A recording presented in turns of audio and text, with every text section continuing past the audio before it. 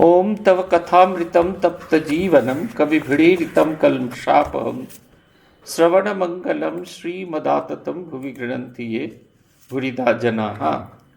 শ্রী ভগবানের অশেষ কৃপায় আমরা আবার সমবেত হয়েছি শ্রীমদ দর্শন এই বিষয় নিয়ে আলোচনা করব বলে।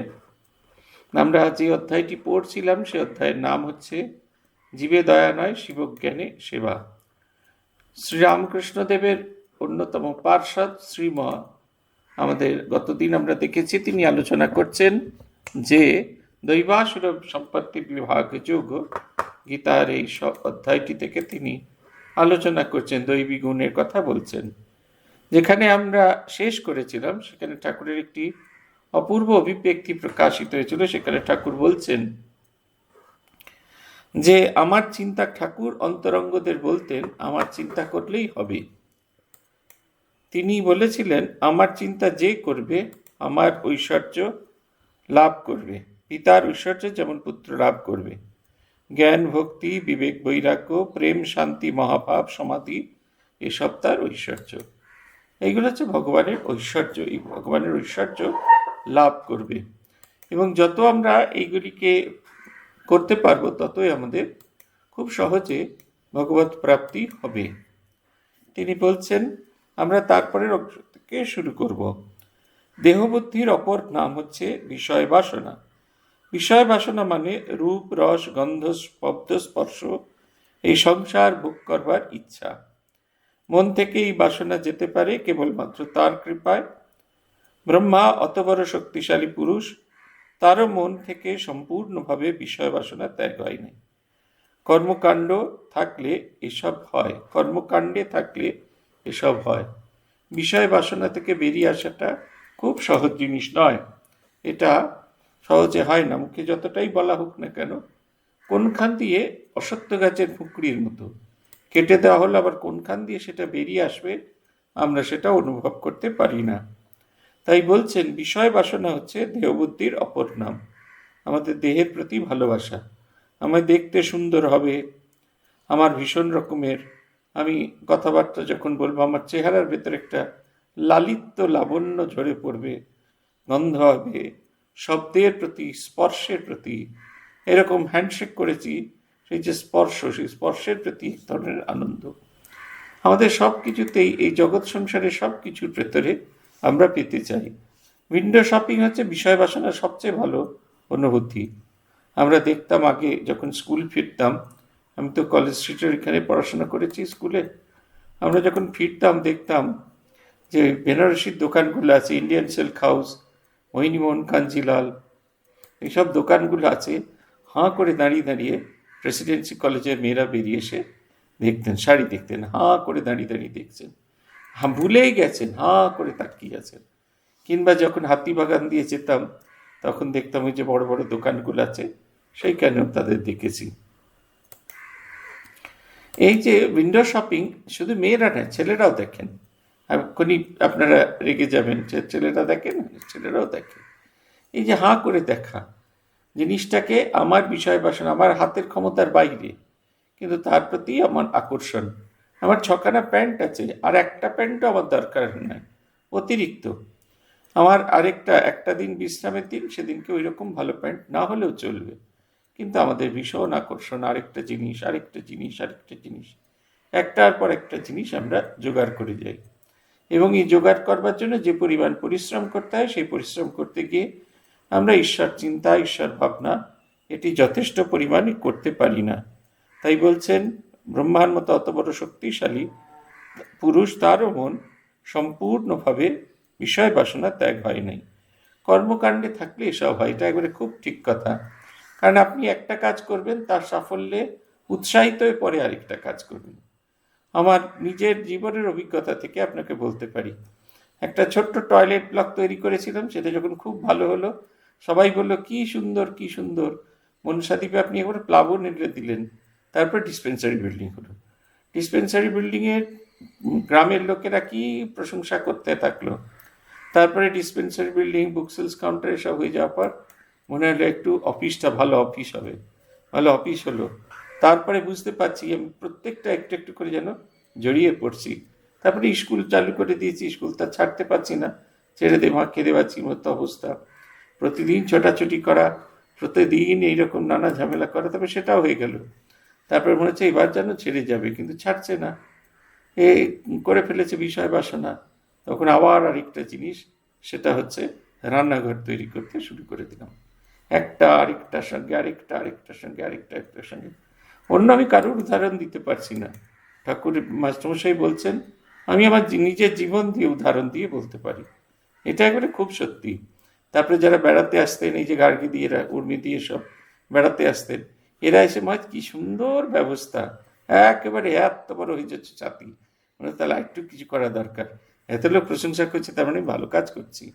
কিন্তু একটু বিষয় বাসনা, যদি এতে আমার কোনো লাভ নেই, যেটুকু হচ্ছে যে ঠাকুরের সংসার সেটি বিকশিত হচ্ছে, এটা একদম সত্যি কথা। কিন্তু কোথাও না কোথাও একটা বাসনা, এটা না করলেও চলতো, সেটা এরকমভাবে না করলেও চলতো, বাড়াবাড়ি রকমের অনেক কিছুই পরবর্তীকালে মনে হচ্ছে এতটা না হলেও চলতো। এই বিষয় বাসনা আমাদের, এই বিষয় বাসনা আমাদের সবসময় তাড়িয়ে নিয়ে বেড়ায়, কিছুতেই আসল বস্তু ঈশ্বরকে দেখতে দেয় না, ঈশ্বর থেকে আমাদের বহুদূর নিয়ে চলে যায়। এটি যত চলে যাবে তত আমরা এটা অনুভব করতে পারবো যে এর জন্য আমরা ভগবত চিন্তা লাভ করতে পারিনি। পাঠ চলছে, অবধূতের 24 গুরুর কথা প্রসঙ্গে সাধুর খাদ্যের কথা হইতেছে। শ্রীমা বলছে, এই দেখো খাদ্যের কথা বলেছেন, সন্ন্যাসী মাধুকরী করে থাকবেন, মধুকরের মতো। নানা ফুল থেকে মধুকর যেমন অল্প অল্প মধু গ্রহণ করে, তেমনি বাড়ি বাড়ি ভিক্ষা করে খাবেন। তাও আবার যতটুকু নইলে শরীরের ধারণ হচ্ছে না ততটুকুই গ্রহণ করবেন। অতি সহজে যা পাওয়া যায়, সরস নিরস এসব বিচার না করে তাতেই সন্তুষ্ট থাকতে হবে, তাতেই সন্তুষ্ট থাকতে হবে। যেদিন যা পাওয়া যাবে তা ভাবতে হবে, ভগবান আজ আমার এই প্রসাদ দিয়েছেন, ভিক্ষার জন্য গৃহস্থদের পীড়ন করা চলবে না। বুদ্ধদেব বলেছিলেন, মধুকর পুষ্প থেকে মধু আহরণ করে, কিন্তু পুষ্পের বর্ণ গন্ধের কোনো হানি হয় না। তেমনি সাধু বিচরণ করবেন, গৃহস্থদের মধ্যে পীড়ন না করে। এরপর তিনি ধম্মপদের 49 নম্বর শ্লোক উদাহরণ দিয়েছেন, বলছেন, যথাপি ভ্রমরো পুষ্পম বনগন্ধম অহেঠ্যম পালেতি রসমাদায় এবং গামে মুনিচরে। এইটা একটা খুব বড় জিনিস, মধুকর বৃত্তি সন্ন্যাসীদের ক্ষেত্রে খাবারের এটা বলেছেন। আমাদের তো সন্ন্যাসের পর 3 দিন ভিক্ষা করতেই হয়, এতে একটা খুব উৎসাহ থাকে, কিন্তু 3 দিনের বেশি হয়ে গেলে তখন কতটা উৎসাহ থাকবে জানি না। কিন্তু অনেক সন্ন্যাসীকে দেখেছি, একজনকে তো নিজের চোখের সামনেই দেখেছি, তিনি হলেন পূজনীয় মুমুক্ষানন্দজি। কখনো কারোর কাছ থেকে কোনো জিনিস চেয়ে খেতেন না। আমরা ইয়েতে সার্ভিং করতাম, লাইনে সার্ভিং করতাম, ওনার জন্য বোধহয় রুটিটা খালি দেওয়া থাকতো থালায়, এছাড়া আর অন্য কোনো কিছু দেওয়া থাকতো না, শুধু একটা ছোট্ট বাটি থাকতো। ওই বাটিতে ওনার যতটুকু প্রয়োজন, লাইনে যেরকম সবার জন্য যাচ্ছে ঠিক সেরকম, কোনো কিছু এক্সট্রা নয়। উনি হয়তো খেতে খেতে ডাল চাইতে ভুলে গেছেন, সামনে দিয়ে ডাল বেরিয়ে গেছে, উনি কিন্তু দ্বিতীয়বার চাইবেন না। আমরা একবার জিজ্ঞেস করেছিলাম ওনাকে, ভারী সুন্দর একটা উদাহরণ দিয়েছিলেন। উনি বলেছিলেন, আমরা ভিক্ষা করছি, আমরা মাধুকরী করছি, আমাদের এখন ব্যালেন্স এই হয়ে গেছে বলে ভক্তেরা নানা জনে, আজকে যে দুপুরের যে খাওয়াটা হচ্ছে সেটা কোনো একজনের দেওয়া টাকা থেকে নয়, নানা জনের টাকায় একটু একটু একটু করে তার থেকে খাওয়াটা হচ্ছে। অতএব এর প্রতি আমার কোনো আসক্তি থাকা উচিত নয়, যেটুকু পাওয়া যাবে, যতটুকু পাওয়া যাবে তাতেই সন্তুষ্ট থাকা দরকার। বৌদ্ধ মতে দেখেছি, সেখানে আপনি সামনে দিয়ে যদি খাবার চলে যায়, তাহলে আপনি সেটা যদি চাইতে ভুলে যান, আপনি ডাকতে পারবেন না, আপনি বলতে পারবেন না এটা খাবো না, সেটা যদি আবার শরীর খারাপ করে, তাছাড়া আপনি আর বলতে পারবেন না। যখনই নিজের প্রয়োজনের বেশি এসে যাচ্ছে, খালি হাতটাকে এমনি করে বাড়িয়ে দিতে হবে। পূজ্যপাদ আমাদের ভারতী প্রাণা মাতাজি ছিলেন শ্রীমায়ের শিষ্যা, খুব সামান্য অর্থ ছিল তার, তাকে ধাই বিদ্যা মিডওয়াইফারি পড়ানো হয়েছিল, এবং এই ধাত্রীবিদ্যার কাজে তিনি অত্যন্ত দক্ষ ছিলেন। শরৎ মহারাজের কাছে অনেকেই জানতেন যে ভারতী প্রাণামাতে যে কাজে খুব দক্ষ, তখন তিনি ব্রহ্মচারিণী সরলা, তাই তাকে শরৎ মহারাজ বিভিন্ন ভক্ত বাড়িতে পাঠাতেন। উনি টাকার কথা যা বলা সব শরৎ মহারাজই বলতেন। উনি বলতেন মঠের মেয়ে বলে জানবে, এবং একজন ধাত্রী রাখতে গেলে যে পয়সা লাগে সেটা তুমি আমাকে দেবে। সেই টাকাগুলিকে একত্রিত করে করে করে করে বলরাম বসুর জমিদারিতে সেই টাকা রাখা ছিল, এবং সেই জমিদারি থেকে যে সুদ আসতো, 30 টাকা করে তার সুদ আসতো, সেইটাতে তিনি চলতেন। তার সঙ্গে যে ভদ্রমহিলা থাকতেন তাকে মাঝে মাঝে তিনি বকাঝকা করতেন। যদি একটা দুটোর বেশি 3টে তরকারি হয়েছেন, তখন তিনি বলতেন তিনি ভাত ডালের ব্যবস্থা করেছেন, ওর বেশি আর বেশি কিছু করার দরকার নেই। একটা ঝোল মানে ভাত ডাল আর একটা তরকারি, আর যদি ডালের বদলে কিছু শুকনো তরকারি হয়ে থাকে, একটা ঝোল তরকারি আর একটা শুকনো তরকারি, এই ব্যবস্থা। এবং তিনি নিজে সমস্ত খুঁটিয়ে খুঁটিয়ে খুঁটিয়ে খুঁটিয়ে করতেন। ভগবান যেটুকু দিয়েছেন তার সমস্তটুকু ইউটিলাইজেশন হয়। ভারতী প্রাণা মাতাজি তখন সন্ন্যাসিনী হয়ে গেছেন, শ্রী সারদা মঠের অধ্যক্ষা। একজন ব্রহ্মচারিণী মাতাজির সাথে তিনি জয়রামবাটিতে গিয়েছেন বেড়াতে। মায়ের জন্মস্থানে তিনি 7 দিন থাকবেন। রোজ সকালে তিনি বসে বসে বসে বসে মায়ের বাড়িতে মায়ের ভোগের সবজি কাটতেন, কুটিয়ে কুটিয়ে কুটিয়ে কুটিয়ে সবজি কাটতেন। বেগুনের খানিকটা অংশ কাটা হতো, তো এই মোটা থেকে খানিকটা অংশ, যেটুকু অংশ থাকতো সেটা একটা ঝুড়িতে রাখতেন। তিনি জানতেন শ্রীসীমা পাড়ার কাউকে দিতেন, তারা ভাজি করে খাবে। ওই অনেকে অন্তর্জ শ্রেণীরা তারা এক ধরনের বেগুন ভাজা খায়। বেগুনের যে মোটাটা থাকে, মোটার পরে সামান্য যেটুকু মাংস লেগে থাকে, বেগুনের অংশ লেগে থাকে, ওইটা বেসনের মধ্যে দিয়ে ভাজা করে খায়। লম্বা হয়ে থাকে, ওটা খেতে খুব সুস্বাদু হয় না, কিন্তু ওটা তারা খায়। প্রব্রাজিকা ভারতী প্রাণা মাতাজি সেগুলো দিতেন, আর সেই টোকলাগুলো গোশালায় গিয়ে গরুদেরও দিয়ে আসতেন। অদ্ভুত রকম সারদা মঠেও আমরা দেখেছি। মায়ের জীবনী যদি আপনারা পড়েন তাহলে দেখবেন তিনি রোজ, জীবনের শেষ 3টি মাস বাদ দিলে রোজ, সারদা মঠের তিনি প্রেসিডেন্ট, রোজ নবাগতা ব্রহ্মচারিণীর সাথে বসে তিনি ফল ভোগ কাটতেন, এবং সুন্দর করে সেগুলো গুছিয়ে গুছিয়ে গুছিয়ে গুছিয়ে আগের দিন রাত্রিরে গুছিয়ে রাখতেন কি কি ফল আছে না আছে। তখন সারদা মঠের আর্থিক অবস্থা খুব খারাপ ছিল, একই সঙ্গে আরিয়াদাহটা যাওয়াটা তখন খুব সহজ ছিল না, ফলে সহজে খুব ভক্ত টক্ত আসতেন না। মা সমস্ত কিছু খুব গুছিয়ে গুছিয়ে গুছিয়ে গুছিয়ে চলেন। এই বারাণসী আমার যাওয়ার কথা আছে ডিসেম্বর মাসে।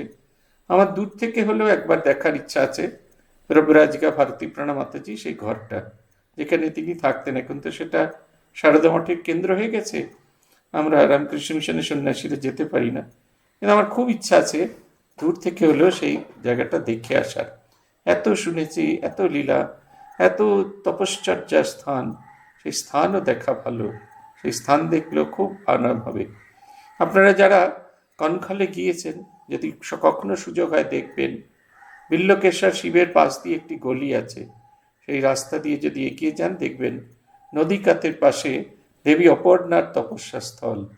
সেই তপস্যা স্থল জুড়ে দেবী অপর্ণার সেই তপশক্তি যেন কাজ করে।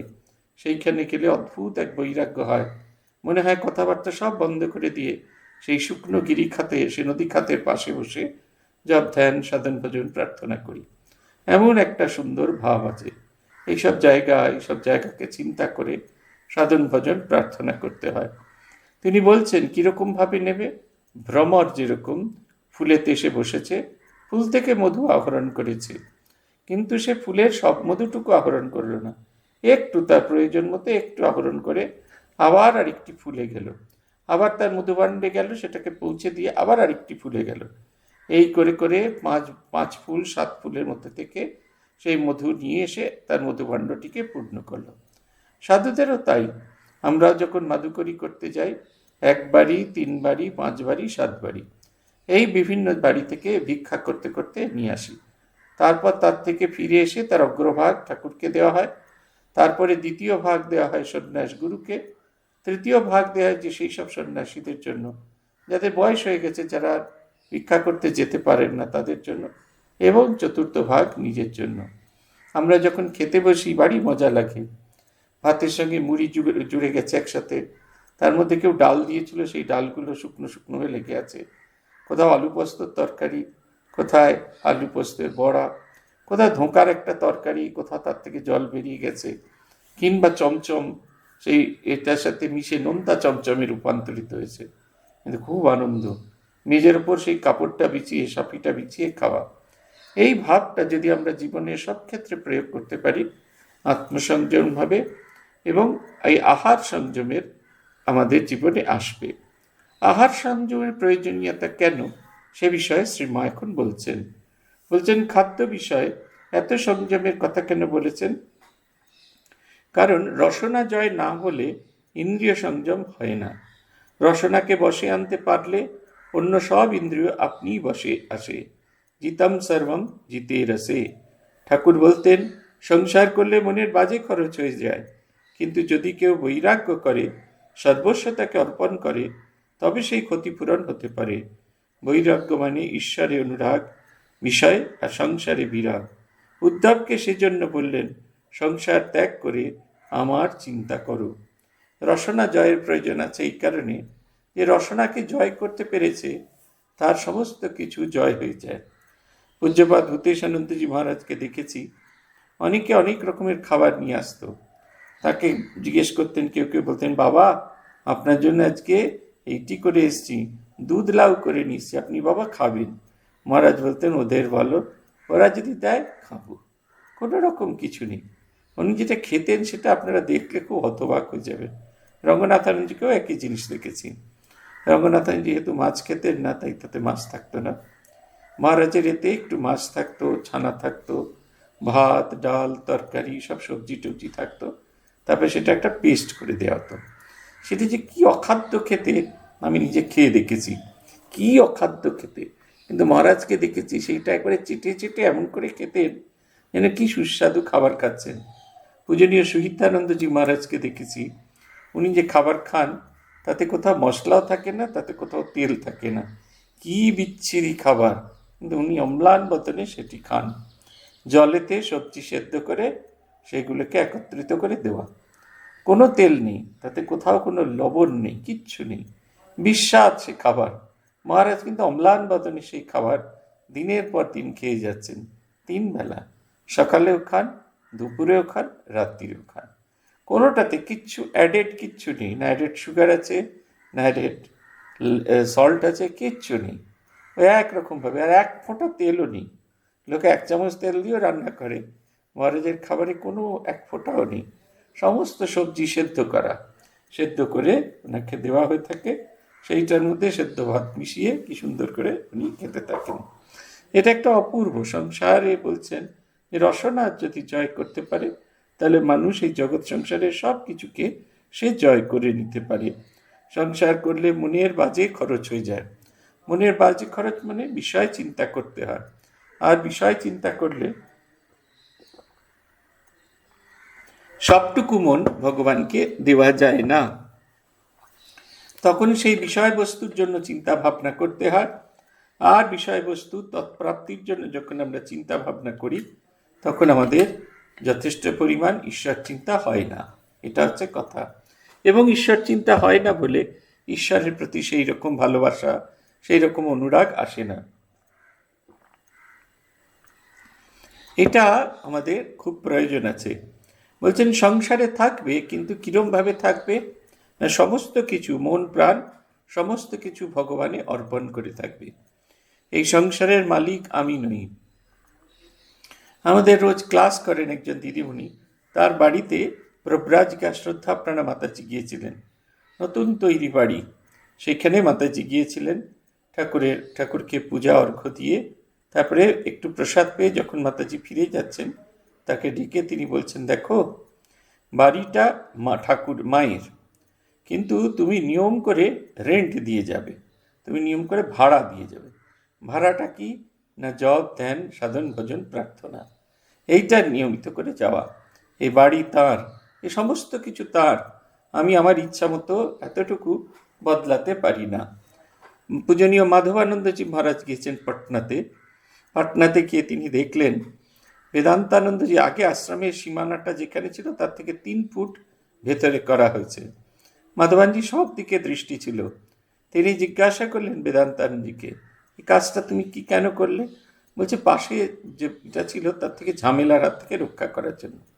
বেদান্তানন্দজির মতো অমন গুণী সাধুকে মাধবানজি খুব ধমক দিলেন, বললেন এটা তুমি কার হয়ে করেছো, কার অনুমতি নিয়ে করেছো, এই সম্পত্তিটা কার? তখন বেদান্তানন্দজি বললেন এটি ঠাকুরের। তাহলে ঠাকুরের সম্পত্তি তুমি কি করে তোমার মতো করে ব্যবহার করতে পারো? আমরা কেউ পারি না। আমরা যদি দেখবেন আমাদের বাড়িটি, আমাদের জীবনযাত্রাটা আমিও ঠাকুরের, তাহলে এই ভাবনাটা আমাদের ভেতর যদি করতে পারি তাহলে কোনো কিছুই হয় না। আমাদের গহনানন্দজি সম্পর্কে লাইফ ইন ইন্ডিয়ান মনাস্ট্রি বোধহয় বইটার নাম, স্বামী ভাস্করানন্দজি মহারাজের লেখা একটি গ্রন্থ আছে। ভাস্করানন্দজি তখন শিলং কেন্দ্রের ব্রহ্মচারী, আর স্বামী গহনানন্দজি মহারাজ শিলং মিশনের ম্যানেজার। তিনি এসে শুনলেন, গহনানন্দজি অফিসে এসে শুনলেন যে ভাস্করজি অ্যাকাউন্টস দেখতেন, ওনার শরীর খারাপ, উনি তাই আজকে আসেননি। কাজটা শেষ হয়ে যাওয়ার পর ধীরে ধীরে ধীরে হাঁটতে হাঁটতে ভাস্করানন্দজির ঘরের কাছে গেলেন, গিয়ে ডাকলেন, ডেকে জিজ্ঞেস করেন তুমি কেমন আছো? বললেন আগের চেয়ে একটু ভালো। তখন বললেন তুমি কি ওষুধ টষুধ খেয়েছো? বললেন না, ওষুধ টষুধ আর কিছু খাইনি। তিনি জিজ্ঞেস করলেন এই শরীরটা এরকম লাগিয়ে, এই শরীরটা কার? বলছেন এই শরীরটা ঠাকুরের। যে ঠাকুরের শরীর যখন, তখন তো তুমি এটাকে এরকমভাবে অযত্ন করতে পারো না। অতএব এই শরীর, এই জীবন যদি ঠাকুরের হয় তাহলে কোনো কিছুকে আমরা কোনো রকম অযত্ন করতে পারি না।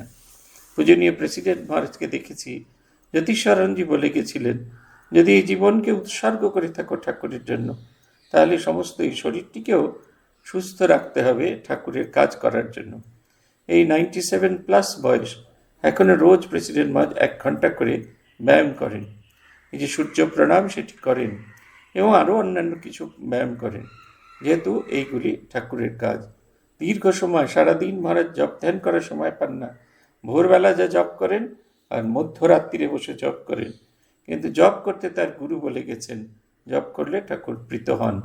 সারাদিন মানুষের জন্য কাজ করেন, দুপুরেও বিশ্রাম নেই। পূজনীয় প্রেসিডেন্ট মহারাজকে ইদানিং জোর করে 2 ঘন্টা দুপুরে ঘুম পাড়ানো হয়, কিন্তু নাহলে তার সারাদিনে তিনি ঘুমন সব শুধু 5 ঘন্টা। 97+ একজন মানুষ কি সুন্দর একটা উজ্জ্বল জীবনযাপন করছেন। তিনি তার নিজের জীবনকে শ্রীরামকৃষ্ণের কাছে নিবেদন করে দিয়েছেন। কুটির প্রাঙ্গণে শ্রীমহাপাদচরণ করিতেছেন, সঙ্গে 2-1টি ভক্ত। এখন অপরাহ্ন প্রায় 6টা। উত্তর দিকের বাগানে 2টি ছাগ শিশু মায়ের সঙ্গে বিচরণ করিতেছে আর মাঝে মাঝে তৃণভক্ষণ করছেন।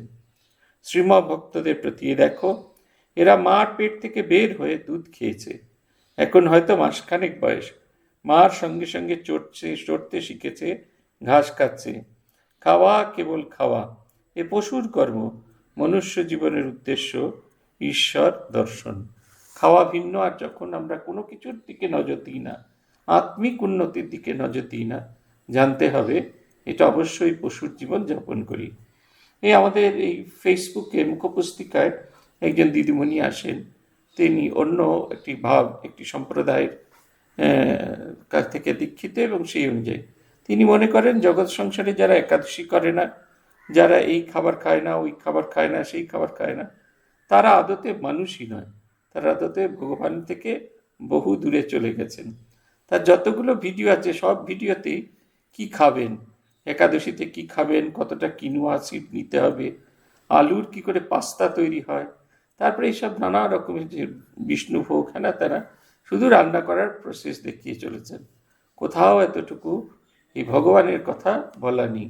ভগবানের কথা বলেন কিন্তু সে খুব কম, ভীষণ কম।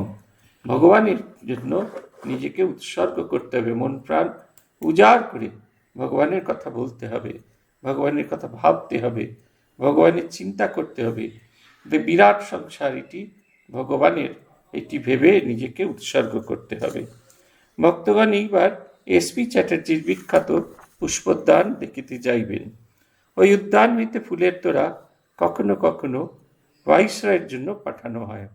একজন ভক্ত আশ্রম প্রহরী হইয়া থাকিতে চাহিলেন, শ্রীম তাহাকে প্রেরণ করিলেন আর বলিলেন অশোক, কিংসু, বকুল, মন্দার, শিরীষ, কদম্ব সব পুষ্প দেখবে, বালিকে জিজ্ঞাসা করবে, আর ধীরে ফের ভ্রমরের গুনগুন শব্দ শুনবেন। শ্রীম আশ্রমের সম্মুখে বড় রাস্তায় দাঁড়াইয়া আছেন। ভক্তগণ বাহিরে আসিলেন। একজন ভক্ত নগ্ন পদে চলিয়াছেন। উহা লক্ষ্য করিয়া শ্রীম আশ্রমে পাঠাইলেন। বললেন, ভালো পোশাক পরিয়া আসিতে। বলিলেন না ওরূপ নয়, ওয়েল ড্রেসড, ভালো করে পোশাক পরে যেতে, নয়তো ঢুকতেই দেবে না বাগানে।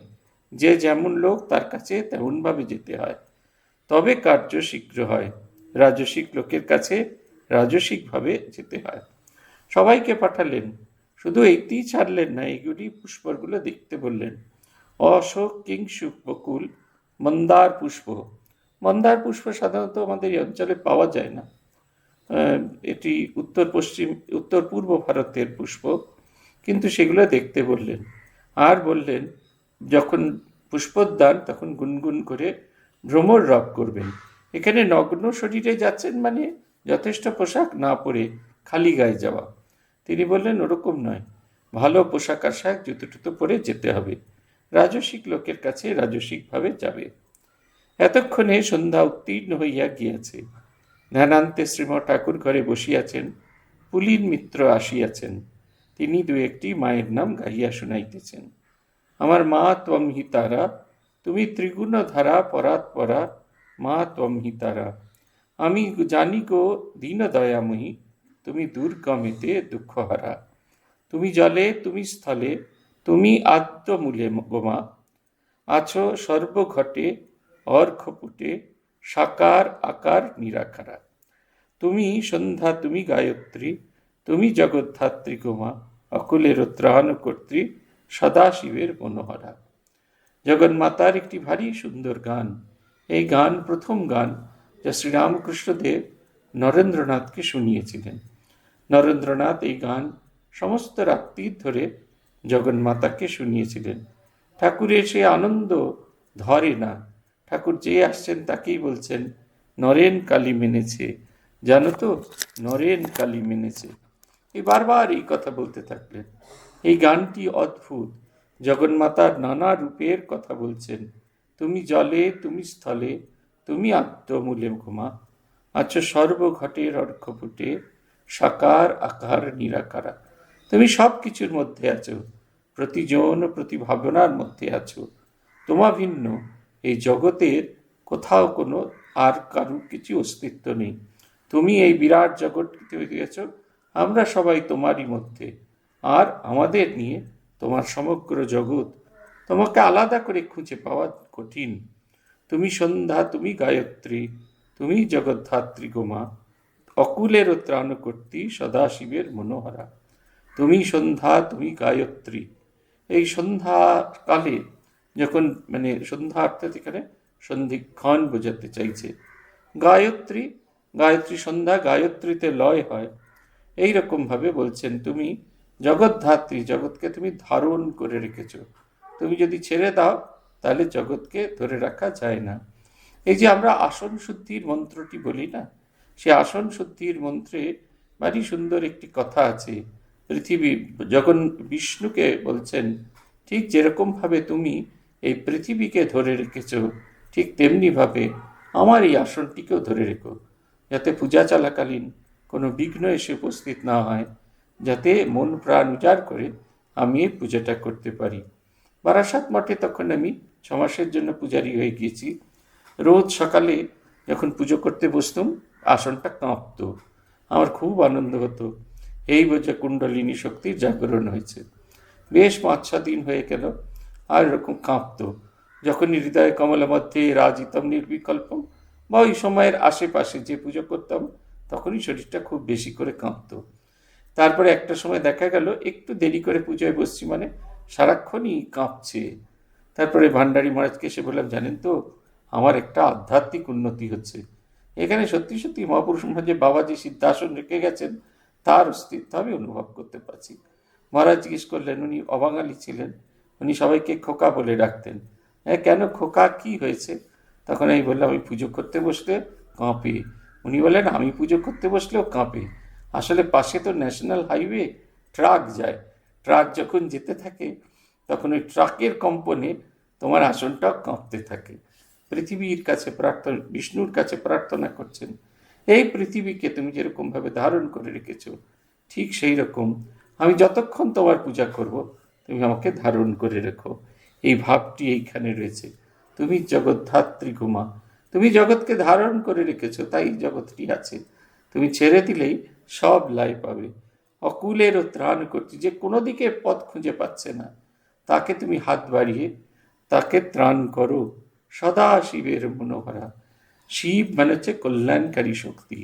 তোমার হৃদয়ে সেই কল্যাণকারী শক্তির উৎস, যে শক্তি দেখলে জগতের সকলের কল্যাণ হবে।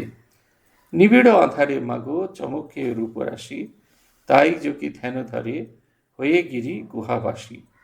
অনন্ত আধার কোলে মহানির্বাণ হিল্লোলে, চিরশান্তি পরিমল অবিরল যায় ভাসি। মহাকাল রূপ ধরি আধার বসন পরি, সমাধি মন্দিরে ওমা কে তুমি গো একা বসি। অভয় পদ কমলে প্রেমের বিজলি খেলে, চিন্ময় মুখমণ্ডলে শোভে অট্ট অট্ট হাসি। নিবিড় আধারে মাগো চমকে রূপরাশি। এই ঘনন্ধকার জীবনে, আমাদের ঘনন্ধকার মনের ভেতরে আমরা যদি চোখ বন্ধ করি, তাহলে সেই জগন্মাতার প্রকাশ দেখতে পাবো। উজ্জ্বল সে রূপরাশি। দিশাহীন জীবন, সে যখন কোনো কিছু খুঁজে পাচ্ছে না, তখন জগন্মাতাকে সে নিশ্চয়ই দেখতে পাচ্ছে। এবং জগন্মাতাকে যদি সে চিন্তা করার কথা ভাবে, তখন অবশ্যই তাঁর নিজের ভেতরে সেই দিশাহীন জীবনে একটি আশা খুঁজে পাবেন। তাই যোগী ধ্যান ধরে বলছেন, অন্ধকারের মধ্যেই তোমাকে খুঁজে পাওয়া যাবে।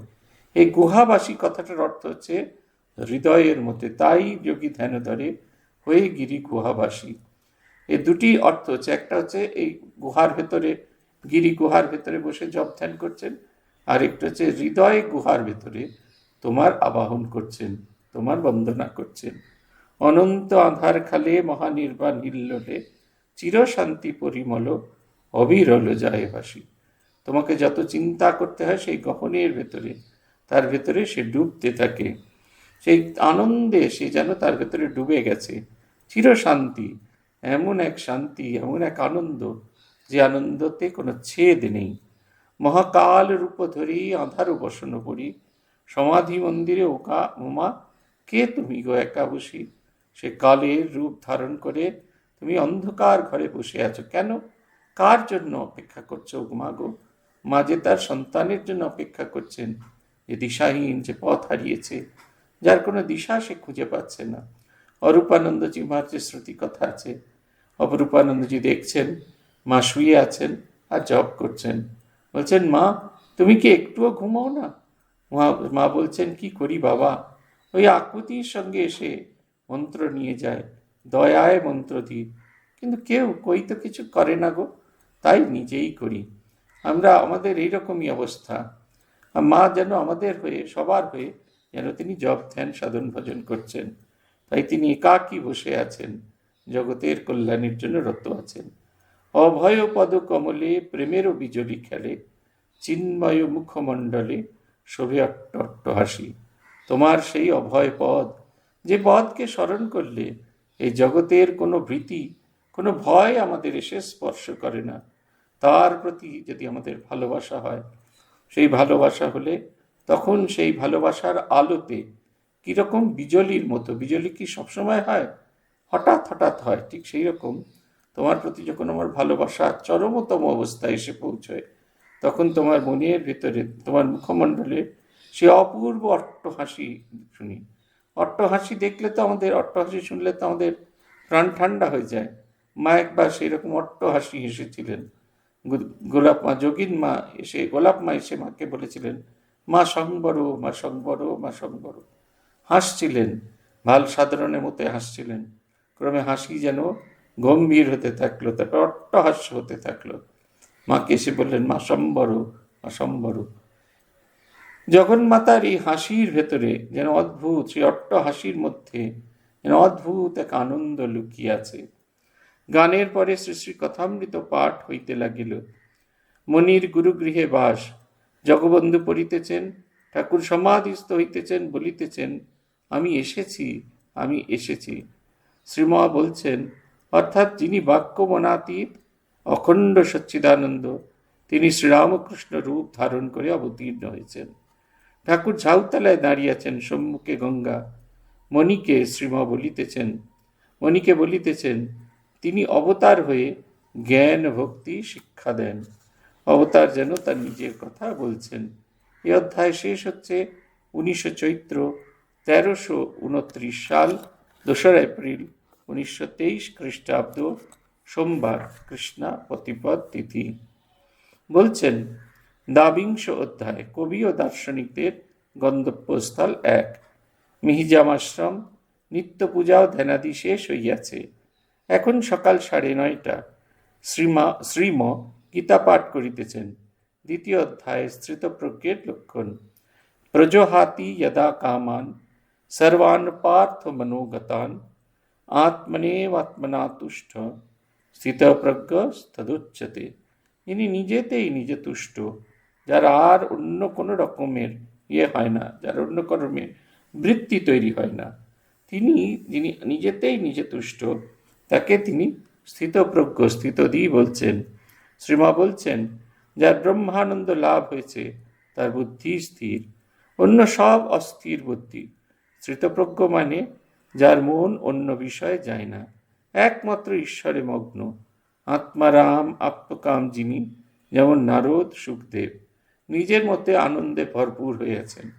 আপনারা যারা ইউটিউব দেখেন তার একটা ছোট্ট ভিডিও অবশ্যই দেখেছেন, প্রব্রাজিকা ভক্তি প্রাণা মাতাজির অন্তিম সময়ের কিছু ভিডিও। যে ভিডিওতে তিনি তখন পট মিশনের প্রেসিডেন্ট, তার যে খাবার টেবিলটা সেটা ওই ঘুরানো যেত, সেই টেবিলটা, হসপিটালের যে টেবিল, সেই টেবিলটা, সেই রকম একটি টেবিল তার ঘরে রাখা ছিল, সেইটি তিনি বাজাচ্ছেন, ছোট্ট শিশুর মতো বাজাচ্ছেন, আনন্দে ভরপুর হয়ে আছেন আর বলছেন আনন্দ আনন্দ আনন্দ। যে কথাটা তিনি এই 3টি আনন্দ শব্দ দিয়ে বোঝানোর চেষ্টা করেছিলেন, সেটা হচ্ছে তিনি বোঝাতে চাইছেন জগতে সর্বত্র আনন্দময়, সর্বত্র আনন্দ খেলে বেড়াচ্ছে। তাকে জিজ্ঞেস করছেন, মা কেমন করে এই আনন্দ পাওয়া যাবে? মাকে বলো, মাকে বলো। এক অন্য জগতে আছেন। ব্রহ্মচারিণী সন্ন্যাসীরা তাকে গান শোনাচ্ছেন, তিনিও সেই হাত ঘোরাচ্ছেন বাচ্চা মেয়ে, যেরকম বাচ্চা মেয়ে যেরকম গান শুনতে এরকম হাত ঘোরায়, ওরকম হাত ঘোরায়। আমি ভিডিওটা খুব ভালো করে লক্ষ্য করে দেখেছি, কারণ এই ভিডিওটা দেখতে দেখতে ব্রহ্মজ্ঞ পুরুষের শিশু সুলভ আচরণ আমরা বুঝতে পারি। আত্মস্থানন্দজিকে একবার মেলা থেকে আমরা একটা গণেশের মুখ কিনে এনে দিয়েছিলাম। তারপরে সোমবার দিন যখন আমরা সব মহারাজকে বিকেলবেলা দর্শন করতে গেলাম, গণেশের মুখোশটা একটা ছোট্ট কাঠি দিয়ে ধরা আছে, সেই কাঠিটা এমনি হাতে করে ধরলে ওই গণেশের মুখটা মুখের উপর পড়বে, আর তাহলে মুখখানা দেখা যাবে না, গণেশের মতো মনে হবে। মহারাজ তখন প্রেসিডেন্ট, ছোট্ট ছেলের মতো। আমরা যাচ্ছি, মহারাজের সামনে গিয়ে প্রণাম করছি, মুখ তুলে উঠে যখন দেখছি মহারাজ হাতে ওই কাঠিটা ধরে আছেন, মুখের সামনে সেই গণেশের মতো মুখ। আবার যেই প্রণাম হয়ে যাচ্ছে আবার সেই কাঠিটা নামিয়ে রাখছেন, আবার 3 জনে প্রণাম করছে, আবার মহারাজ মুখের সামনে ওটা ধরে রাখছে। সে যে আমাদের কি আনন্দ, কি আনন্দ, কি আনন্দ।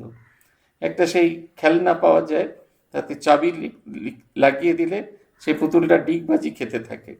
মহারাজকে একবার দেখানো হলো, একবার মহারাজের সামনে থেকে আরেক দিকে চলে গেল, মহারাজ হচ্ছে আবার দেখা, আবার লাগানো হলো চাবি, আবার এরকম করতে করতে যাচ্ছেন।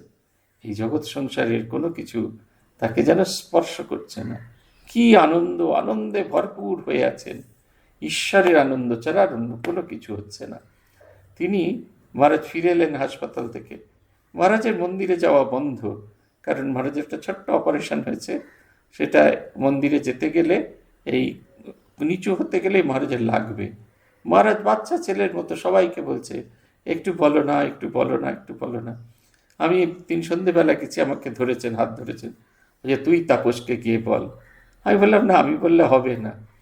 তারপরে মহারাজ তাপস মহারাজ দূর থেকে এমনি এমনি করে দেখাচ্ছেন, মানে বলো না। তাই বললাম না, আমি বললেও হবে না। বলছেন তুই গিয়ে বল না, আমি কোথাও যাব না, মন্দিরে উঠবো না, বাইরে থেকেও প্রণাম করব।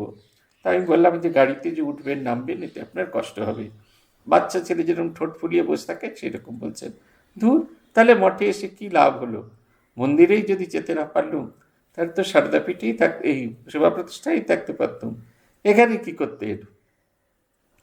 এই মহারাজের এই কথাগুলো যখন শুনছি যে ছোট শিশু ব্রহ্মজ্ঞ পুরুষ ঈশ্বর বই আর কিচ্ছু জানেন না। এই যে বাইরের যে পৃথিবীটা, যেটা আমাদের চেনা জগৎ, সেটা একবারে অন্যরকম হয়ে গেছেন। তাই বলছেন একমাত্র ঈশ্বরে মগ্ন, আত্মারাম আত্মকাম আপ্তকাম, যিনি নারদ এবং সুখদেব। আপ্তকাম মানে হচ্ছে যার কামনা বাসনার পারে যিনি চলে গেছেন।